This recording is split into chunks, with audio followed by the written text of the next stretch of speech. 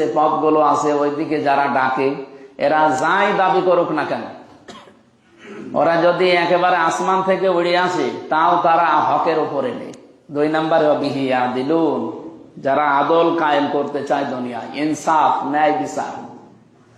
আপনি বলেন আমি যা বলতেছি কিছু বোঝেন নাকি এমনিতে শুনতেছেন? বলেন। এই 2টা বিষয় আপনাকে আগে নির্ধারণ করা লাগবে। বাংলাদেশে 73টা না 73,000 দল থাক, কোনো অসুবিধা নেই।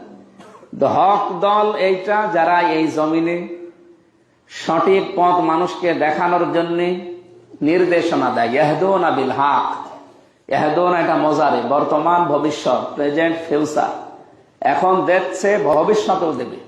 2 নম্বরে যারা জমিনে ইয়াদিলুন, আদল কায়েম করতে চায়। আদল মানে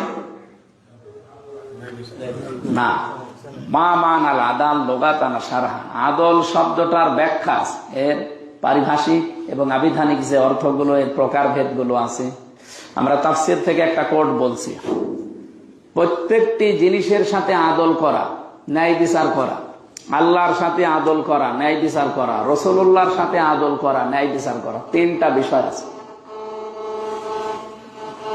মোবাইল কারো মনে হয় বাজতেছে, এই সমস্যা কি?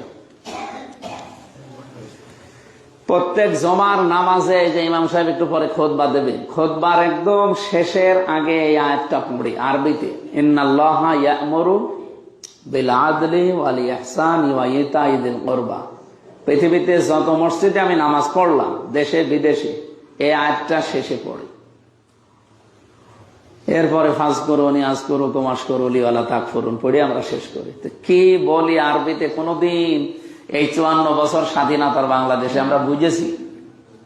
যদি এটা বুঝতাম যে আল্লাহ নির্দেশ দিচ্ছে তোমাদেরকে আদল কায়েম করো, তোমরা আদল করবা। কি আদল? কি এই পৃথিবীতে যত নবী ছিলেন তারা ইনসাফ কায়েম করতে পেরেছিলেন, আর মুহাম্মদ রাসূলুল্লাহকে আল্লাহ ইনসাফও কায়েম করতে দিয়েছে, আদলও কায়েম করতে দিয়েছে।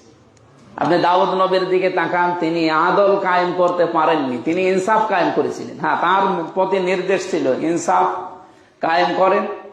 তিনি ইনসাফ শব্দের নিষ্পন থেকে শব্দটা আসা, নুন সোয়াদ ফা, এর বাংলা অর্থ হচ্ছে অর্ধেক। এই জন্য দাউদ নবীর কাছে কোনো বিচার যদি আসতো, উনি অর্ধেক করে সমান সমান করে দিতেন। আমি একটা বিচার পড়েছিলাম তাফসিরে, এক মহিলার সন্তান নিয়ে ঝামেলা ছিল। ওনার কাছে আসার পরে উনি ভাগ করে জল্লাদকে বললেন যে 2 জন মাই যখন দাবি করছে যে সন্তান আমাদের, তখন আমি কি করি, এর মাঝখানে রাখো, একেবারে সমান সমান করে কেটে 2 জনকে ভাগ করে দাও।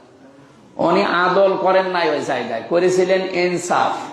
কি করেছিলেন?